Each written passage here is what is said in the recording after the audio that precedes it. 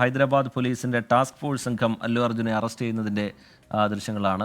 അല്ലു അർജുനെ കൊണ്ടുപോകുന്നതിന്റെ ദൃശ്യങ്ങളാണ്. ജൂബിലി ഹിൽസിലെ വസതിയിൽ വെച്ചാണ് അല്ലു അർജുനെ പോലീസ് സംഘം അറസ്റ്റ് ചെയ്യുന്നത്. അല്ലു അർജുനെ ചിക്കടുപ്പള്ളി പോലീസ് സ്റ്റേഷനിലേക്കാണ് കൊണ്ടുപോയിട്ടുള്ളത് എന്നതാണ് ലഭ്യമായിട്ടുള്ള വിവരം. പുഷ്പ 2-ന്റെ റിലീസ് ദിവസം നേരത്തെ മുൻകൂട്ടി അറിയിക്കാതെ സന്ധ്യ തിയേറ്ററിലേക്ക് എത്തി. അവിടെ വലിയ ആൾക്കൂട്ടം ഉണ്ടായിരുന്നതാണ്. അല്ലു അർജുൻ കൂടി എത്തിയതോടുകൂടി തിക്കിലും തിരക്കിലും പെട്ട് പിന്നീട് ഒരു സംഘർഷാവസ്ഥ രൂപപ്പെട്ട് 35-കാരിയായ ഒരു സ്ത്രീക്ക് ജീവൻ നഷ്ടമായ വിഷയമാണ്.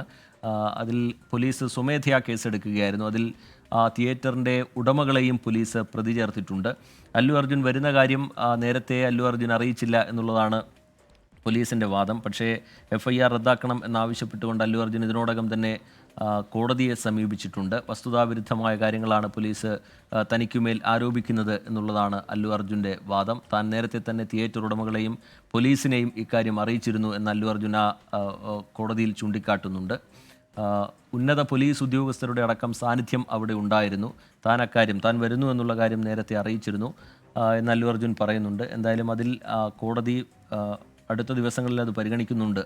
അല്ലു അർജുൻ്റെ അപേക്ഷ പരിഗണിക്കുന്നുണ്ട് എന്നാണ് മനസ്സിലാക്കുന്നത്. ഇപ്പോഴെന്തായാലും വളരെ പ്രധാനപ്പെട്ട ഒരു നീക്കമാണ് പോലീസിൻ്റെ ഭാഗത്തു നിന്ന് ഉണ്ടായിരിക്കുന്നത്.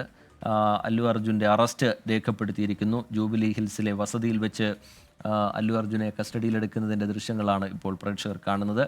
മുഹമ്മദ് റഹീസ് വിവരങ്ങളുമായി തുടരുന്നുണ്ട്. റഹീസ്, തുടരാം. റഹീസ്,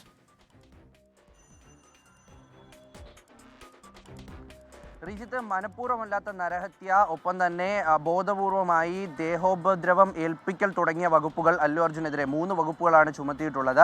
ഈ വകുപ്പുകൾ ചുമത്തിയപ്പോൾ തന്നെ അല്ലു അർജുൻ മുന്നോട്ട് വെച്ചൊരു പ്രധാന വാദം, താൻ ഇതിൽ നേരിട്ട് പങ്കാളിയായിട്ടുള്ള അല്ലെങ്കിൽ ഇത്തരത്തിലൊരു വലിയ തിരക്കിൽ പെട്ട് ഉണ്ടാകുന്ന ഒരു അപകടത്തിൽ തന്നെ നേരിട്ട് പ്രതി ചേർക്കാൻ കഴിയില്ല എന്നുള്ളൊരു വാദമാണ് ഹൈക്കോടതിയുടെ മുന്നിൽ വെച്ചത്.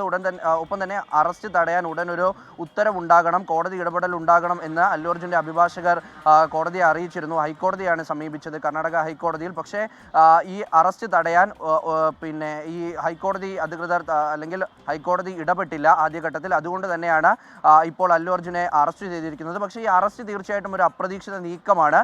വേണമെങ്കിൽ അല്ലു അർജുൻ്റെ അറസ്റ്റ് നീക്കി വെക്കാമായിരുന്നു, അല്ലെങ്കിൽ അദ്ദേഹത്തിന് രഹസ്യമായി പോലീസ് സ്റ്റേഷനിലേക്ക് വിളിച്ച് ചോദ്യം ചെയ്യാമായിരുന്നു എന്നുള്ള ഒരു വീക്ഷണമൊക്കെ ഇപ്പോൾ ഉയർന്നു വരുന്നുണ്ട്. അത്തരത്തിലാണ് എങ്കിൽ കാര്യങ്ങൾ ഇങ്ങനെ വലിയ തോതിൽ ഇദ്ദേഹത്തിനെ അറസ്റ്റ് ചെയ്തു എന്നുള്ളതുമായി ബന്ധപ്പെട്ടൊരു വിവരം വരില്ലായിരുന്നു. ഒരു സ്പെഷ്യൽ ടാസ്ക് ഫോഴ്സൊക്കെ അല്ലു അർജുനെ അറസ്റ്റ് ചെയ്യുന്നു എന്ന് പറയുമ്പോൾ സ്വാഭാവികമായിട്ടും അത് വലിയ വാർത്തയായിട്ട് മാറും. പക്ഷേ മറുഭാഗം ചിന്തിക്കുകയാണെങ്കിൽ ഒരു സ്ത്രീ മരിച്ച ഒരു സാഹചര്യം നമുക്ക് മുന്നിലുണ്ട്. കുടുംബത്തോടെ ചിത്രം കാണാനെത്തിയ ഒരു സ്ത്രീയാണ് മരിച്ചത്. അവരൊരു ആരാധക കൂട്ടായ്മയുടെയോ അല്ലെങ്കിൽ അല്ലു അർജുനെ കാണാൻ വേണ്ടിയിട്ട് എത്തിയവരോ ഒന്നുമല്ല, മറിച്ച് ആ സിനിമ കാണാൻ വേണ്ടി, മകൻ്റെ ആഗ്രഹപ്രകാരം സിനിമ കാണാൻ വേണ്ടി എത്തിയ രേവതി എന്ന യുവതിയാണ്. അപ്പോൾ അത്തരത്തിൽ ഒരാൾ മരിക്കുമ്പോൾ അത് എത്ര വലിയ ആളായാലും അയാളെ കസ്റ്റഡിയിൽ എടുക്കുക, അയാളെ പുഷ്പ 2 റിലീസിനിടെ ഉണ്ടായ സംഘർഷത്തിൽ യുവതി മരിച്ച സംഭവത്തിൽ നടൻ അല്ലു അർജുനെ പോലീസ് അറസ്റ്റ് ചെയ്തിരിക്കുകയാണ്. ഹൈദരാബാദ് പോലീസിന്റെ ടാസ്ക് ഫോഴ്സ് സംഘമാണ് അല്ലു അർജുനെ അറസ്റ്റ് ചെയ്തിരിക്കുന്നത്. മുഹമ്മദ് റഹീസ് അതിന്റെ വിശദാംശങ്ങൾ പങ്കുവയ്ക്കുകയായിരുന്നു.